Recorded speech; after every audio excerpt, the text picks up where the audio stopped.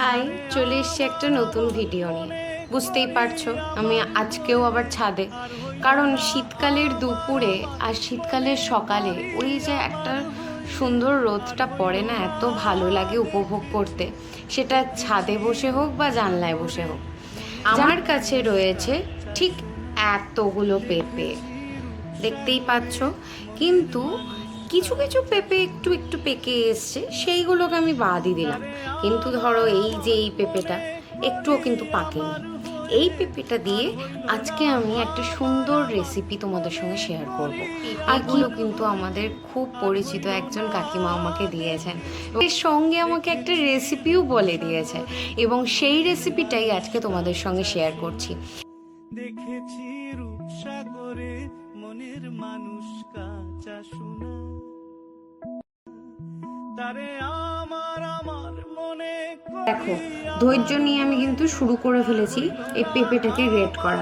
একটু একটু জায়গা পেকে গেছে বুঝলে, কিন্তু খেতে কিন্তু মনে হচ্ছে খুব টেস্টি হবে। আর আমরা না একটা পেঁপে অলরেডি খেয়ে নিয়েছি, সেটা অবশ্য পাকা ছিল, কি মিষ্টি। আর এই পেঁপেগুলোর দেখলাম একটা বৈশিষ্ট্য, যে ভেতরে কোনো না বীজই পেলাম না, একটা বীজ নেই।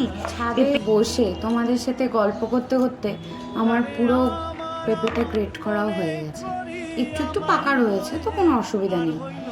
আর দেখো, রান্নাঘরে এসেই প্রথমে গ্যাস জ্বালিয়ে পরিমাণ মতন তেল নিয়েছি, এবারে একটু আলুটাকে ডুমো ডুমো করে কেটে রেখেছি, ওটা ভেজে নেব। দেখো তেল গরম হয়ে গেছে, এবারে আমি আলুগুলোকে ছেড়ে দেবো। আমি আগে একটু নুন আর হলুদ দিয়ে মাখিয়ে রেখেছি, যাতে ভাজার সময় গায়ে গায়ে না লাগে। দেখো আলুগুলো ভাজা হয়ে গেছে, আর বেশি লাল করব না, এবারে আমি তুলে রেখে দেবো। এবারে এই তেলের মধ্যেই একটু কাজু আর কিশমিশ ভেজে তুলে নেব। এই তেলের মধ্যেই আমি কাজু কিশমিশ কয়েকটা ছেড়ে দিলাম, একটু জাস্ট নাড়িয়ে উঠিয়ে নেব। দেখো কাজু কিশমিশগুলো হয়ে গেছে, এবার আমি উঠিয়ে নিচ্ছি।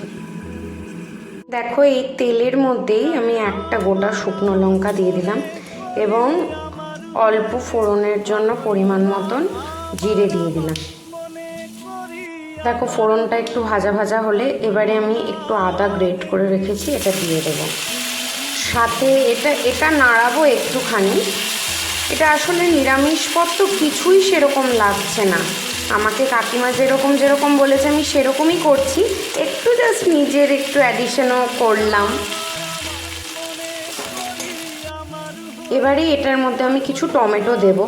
আমি না সবসময় টমেটোর বীজটা ফেলে দিই, কারণ টমেটোর বীজ তো তোমরা সবাই জানো যে ইউরিক অ্যাসিডের জন্যও খারাপ, মানে এমনি ভালো না, শরীরের জন্যও ভালো না। তার জন্য আমি টমেটোর সবসময় বীজটা না ফেলে দিয়ে তারপরে রান্নায় দিই। এখন নাড়াচাড়া করব, ভালো করে তেল ছাড়লে আর টমেটোটা নরম হয়ে গেলে আমি পেঁপেটা যেটা গ্রেট করে রেখেছি সেটা এটার সঙ্গে অ্যাড করব। দেখো টমেটোটা নরম হয়ে গেছে, আর এরকম অবস্থায় দেখো তেলও ছাড়ছে। ঠিক এই সময় আমি পেঁপেটা অ্যাড করব, অল্প করে দেব। আমি এটাতে না চিনিটা ইউজ করব না, কারণ একটু একটু পাকা পাকাও আছে তো পেঁপেটা, আর সত্যি বলছি খুব মিষ্টি পেঁপেটা। আমার মনে হয় না এটাতে চিনি আর দিতে হবে, তাও টেস্ট করার পরে একবার দেখব। আর নুন আর হলুদ তো দেবই। দেখো ভালো করে মিশিয়ে নিলাম, এবারে আমি এটার মধ্যে নুন আর হলুদটা অ্যাড করব। পরিমাণ মতন হলুদ আর পরিমাণ মতন নুন।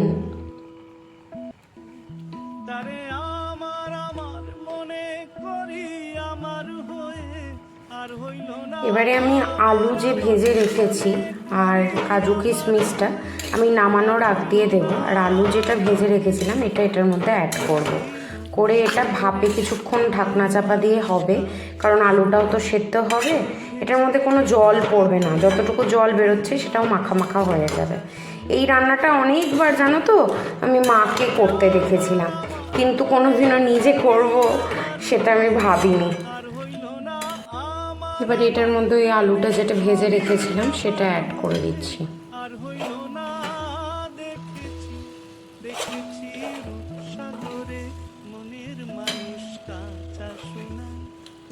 দেখেছি রূপসাগরে মনের মানুষ কাঁচা দেখো অলমোস্ট হয়ে এসছে, আলুটা সেদ্ধ হয়ে গেছে। এবারে আমি একটা কাঁচা লঙ্কা আর একটা পাকা লঙ্কা চিড়ে একটু দিয়ে দিলাম।